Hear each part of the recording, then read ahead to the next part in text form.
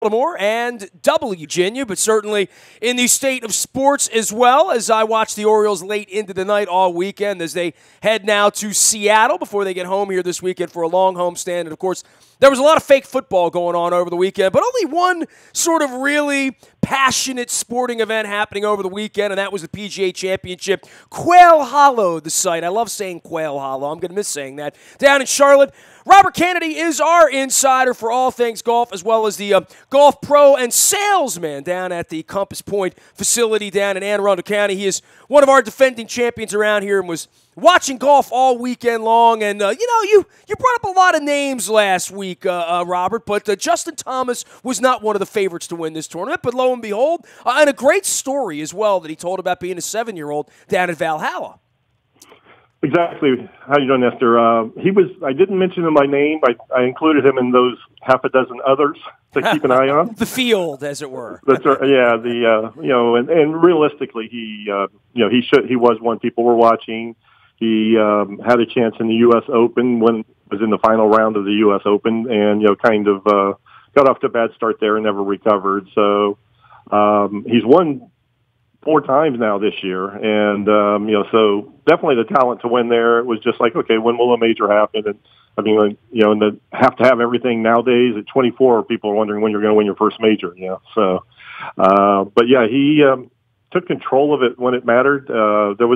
It was funny, they were playing in the backyard of NASCAR, and with about the 12th hole with 5 or 6 holes remaining to go, it looked like a NASCAR race, 5 spread wide coming down the stretch, and he was the only one that didn't spin out or crash into the wall as he entered the green mile, as they so often referred to this weekend. I'm sure you heard that a time or two. So he just really played phenomenal, solid golf, especially on the back 9. Made a couple birdies, and then the spectacular shot was his tee shot on 17, the par 3 over water that he hit about 12 feet and made the birdie putt, and that kind of locked it up for him. Yeah, you talked about sort of that last run with Oosthuizen and Reed, Fowler, Matsuyama, who was trying to win his first as well. At least there's drama going into the back, but also some names missing. Spieth was a guy that was talked about. Dustin Johnson was also a guy that really faded on Friday and Saturday as well. A couple of the big names that weren't there at the end, right? Oh, absolutely. And, the TV ratings have to be thankful for Ricky Fowler that was on the fringes there going into the final round. And, the complete no-show of Dustin Johnson, Jordan Spieth, Jason Day kind of stuck up there until late in the day on Saturday. Then he pretty much shot himself out. No, he had a good day on Friday, and then Saturday I went to hell, right? Yeah, exactly. And Saturday it was all just pretty much one hole that, did him in. He would have been right there with the Ricky Fowler, 4 or 5, 6 shots back with a chance on Sunday if he had not taken an 8 on the last hole. But yeah, for the most part, the 8 will always get you on a Saturday, right? I mean that usually wrecks you. It's no good any day of the week, but yeah, on the 18th hole on a Saturday, that's not a good way to go into the getting ready for the final round. But yeah, for the most part, Jordan Spieth never broke 70 for the week. Dustin Johnson did come back, and Rory McIlroy both had good rounds yesterday, but the old story, too little, too late. So it was disappointing not to see any of those names, the ones that the favorites that a lot of people had, myself included. I had picked Dustin Johnson or McIlroy. So to see them not a factor on Sunday was disappointing, but nonetheless, there were names there that people recognized, like you said, Oosthuizen, Matsuyama, who now I think this is without looking. I think it's the 3rd time maybe he's finished right behind Justin Thomas in the last year. I know at least 2 other tournaments earlier in the year he finished 2nd that Thomas won. So, there was the names there. Maybe not the ultimate favorites, but there was definitely quality golf there. And as far as the last major of the year, Quail Hollow stood up very well, and it'll probably be back in 6, 7, 8 years as for another shot at it. Well, other than, actually sitting and the strategy of hitting the golf ball, there's only the stories behind these guys. And I guess for Justin Thomas, the prodigy and all of that stuff, there's a real nice story here of 3 generations of golf. I mean, it's a golf family. I mean, it's almost sort of like the Harbaugh family and maybe an underappreciated American family, especially during the era where, Tiger Woods just won everything for about 15 years. It sure is. His grandfather and his father, has been mentioned many times, were PGA pros, professionals, which we talked a little about bit last week, the difference between PGA professionals and PGA Tour pros. His father, which was right there to greet him as he came off, has been a club pro teaching and giving lessons for many years, just like his grandfather did. Both of them worked with him when he was a youngster, fitting him in between the lessons that they were giving members and everything. And I saw a short clip, I believe, on the Golf Channel sometime last night where they interviewed Justin Thomas as like an 8 or 9 year old after he had won some junior tournament. And it was kind of funny. He, had the same mannerisms and speaking and said, well, I hope to just keep playing tournaments, and one day I hope to be on the tour and maybe out there winning like these guys. So it's, as you mentioned, the prodigy. Yeah, that's pretty much what he was. As 6 or 7, went on and started at the University of Alabama, a good college career. He made it into the PGA Tour 1 year after turning professional. He didn't have to try many, many times. He went to qualifying school one time, got his card, and won his first year on tour in 2015. And so big things are expected of him. He's the one of the longest hitters on tour. People talk about Dustin Johnson and Rory McIlroy's length, and rightfully so. But Thomas is not a big guy. He's like 5'10", 160 pounds, and he averaged 338 yards driving yesterday. So 5'10", 160 sounds sexy like me. Exactly. There you go. Perfect. So, there's hope for you to be a big hitter there, Nestor. Yeah. It's funny because I read the story, and it's at WNST.net as well, and obviously our AP stuff, and reading about Valhalla in 2000, and this is going to be kind of a strange look. First off, it's been 17 years. That's kind of the crazy part. The other part is that I was in Louisville that day, literally past the Valhalla golf course. My son and I were doing like a summer weekend. My son was like 15, 16 years old, and they were just opening the Cincinnati football stadium that weekend. Pearl Jam was playing in Cincinnati, and my son and I flew into Louisville because Southwest Air didn't fly into Cincinnati in those days, not really until this year. And I remembered being literally in Cincinnati, watching Valhalla, watching the Tiger Woods putt, watching all of the drama around that. And now when I realized that this kid who won the tournament was 7 years old on the course that day, started to make me feel old, dude. You know what I mean? Like, I don't remember many golf tournaments, but for some reason, that Valhalla day kind of sticks out. And, Chris Redman was a Raven then, and he lived on the course at Valhalla, and I had an invitation to come over, and he had played at Valhalla, all that stuff. I still have never walked onto Valhalla, which, sits just outside of Louisville, Kentucky, but it's kind of a home course for him, and that story kind of, wound full circle because I remember that day pretty vividly. Yeah, it's really amazing how long ago something like that seems, and to think, how the world has changed since then. And I'm speaking of the golf world. Tiger was the midst of the Tiger at his best. That PGA Championship he won was his third major in a row. Yeah, that was kind of the front end of, God, how good, this kid's going to chase Nicklaus, this kid's going to chase Arnold Palmer. That was starting to become the vibe then. But, the color of his skin and his age and his background and, all of that. And his star was brighter at that point than anyone golf had ever seen, really, right?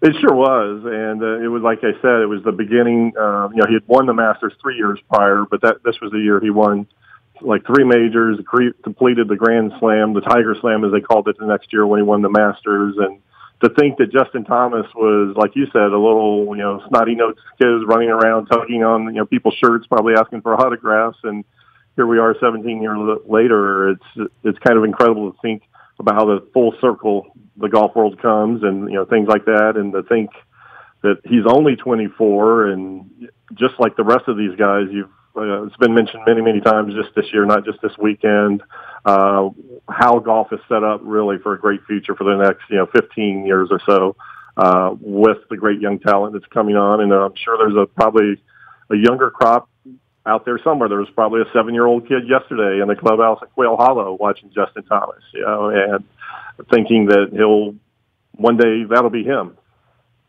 The Wanamaker Trophy goes to Justin Thomas down at Quail Hollow in Charlotte. We're on the line with Robert Kennedy. He, of course, is on Twitter at Buckets and Birds covering basketball. That would be the Buckets, and the Birds, of course, on the golf course down there at Compass Point. You can find him at Buckets and Birds. Robert Kennedy, one of our golf insiders. You mentioned earlier that injuries and Rory McIlroy, and we had talked a little bit about him. Back spasms, that's not good, right?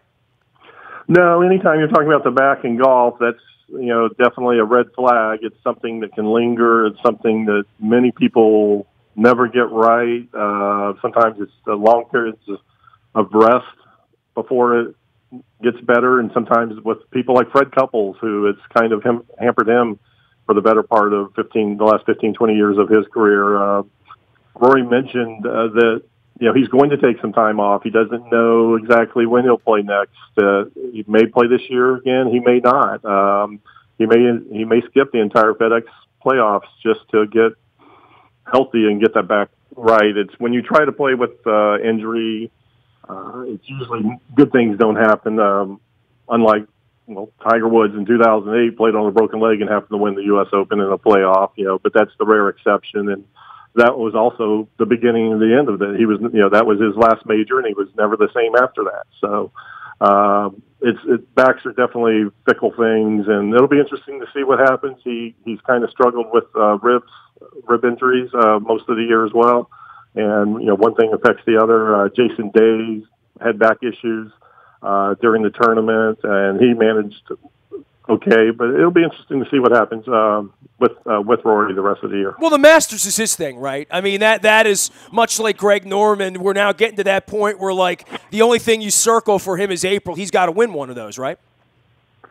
Exactly. That's what he's playing for, to get the career Grand Slam. It'll be the next one, up, obviously. It'll be that's pretty much what he'll be focusing between now and April, what he has to do to be ready when that rolls around to get that and be in shape to win it and complete the career Grand Slam and get his fifth major and then go on from there. FedEx Cup is next, right? I mean, we're off all the major thing now. A lot of money at stake there, and I know they've tried to build this thing up. Yeah, a little $10 million check, I think, at the end of it. As if these guys don't make enough money, but that's definitely it's up next. They play this week up in Greensboro, North Carolina, but for all intents and purposes, no one really is playing in that this week. I think the only name up there that people might recognize from the leaders this past week is Kevin Kisner's playing in it, and it's mostly because he's a Carolina guy and it's not far from home. And everyone else that'll be playing this week in the Wyndham Championship in Greensboro is pretty much trying to get into the FedEx Cup. So they're probably on the fringes and trying to get in that top 125 to get into it. And my wife and I tried to get in. We bought a Powerball ticket the other day. That's how we're going to try to get a piece of that action, right? Exactly. That's pretty much my best chance of winning $10 million, I'm thinking. So, there'll be 4 weeks of that. It'll culminate at the end of September. Then they'll have right after that, they'll have the President's Cup, and that, for the most part, then will be the end of golf for the year. They immediately begin with this wraparound season. They begin the 2018 season in early November with some minor events. A lot of the major players skip, and except for one or two of them. So the FedEx Cups will be exciting.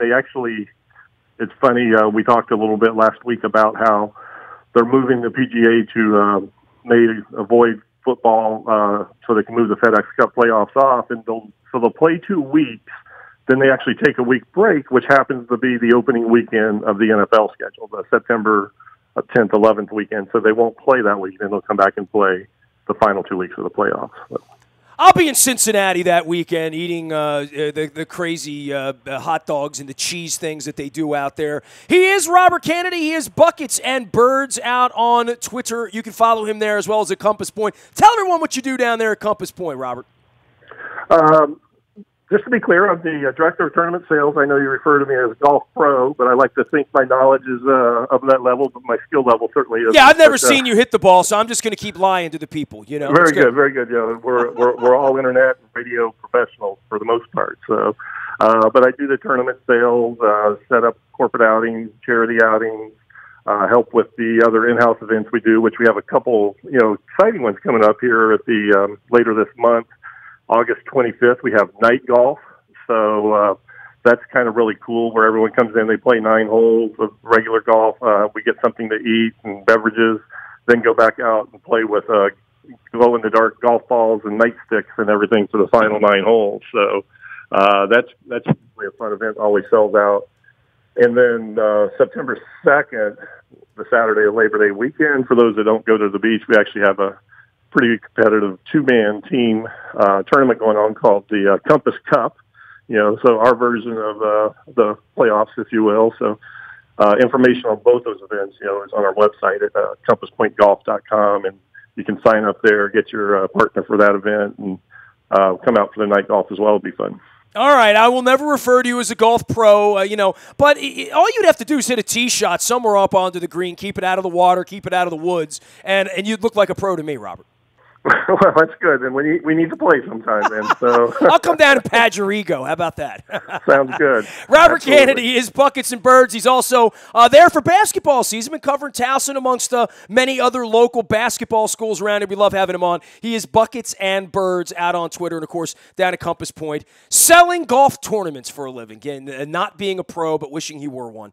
I am trying to be a radio professional here doing sports radio. You can find me out in the buyatoyota.com audio vault 24 hours a day from anywhere in the world on your mobile device. Just download our TuneIn radio app, put WNST in, and you can listen from anywhere you are. Email nasty@WNST.net. We're all over social media, Facebook, Twitter, LinkedIn, Snapchat, Instagram, streaming live on our Facebook as well as our WNSTV YouTube channel, now with new, fresh lighting that makes me squint a little bit, but it's all cool. Don't forget, our morning newspaper ships to your email inbox each and every morning at 7 a.m. That's all powered up by Planet Fitness and planetfitness.com. Always $10 a month to get in the best shape of your life, and there's one right around the corner. Never too late in the summer to get yourself in shape. Go see our friends at Planet Fitness. Last but never least, any breaking news this week? And, of course, the Ravens headed down to Miami on Thursday night with feels like half a squad at this point. But if there is any breaking news, usually it's bad this time of the year, but we'll get it to you first on the WNST Tech Service. That's all brought to you by Coons Ford of Security Boulevard. Dennis Colazzos will be here on Thursday from 3 until 5, driving you home. And Dennis and I have had a lot of fun doing sports radio the last couple of weeks here on Thursday afternoons. It's my shoot interview. He's my Dr. Melfi on Thursdays. Last but never least, if you're going to London and Wembley, we are throwing a party on the Saturday before the game. All the details up at WNST.net. You can also toss me an email. Appreciate all the kindness in regards to my mother and my familial struggle over the week. I will be here doing radio when necessary and when I can. And you can always find me out on the internet as well. I am Nestor. We are WNST.net, AM 1570, and WNST Towson, Baltimore. And we never stop talking Baltimore sports.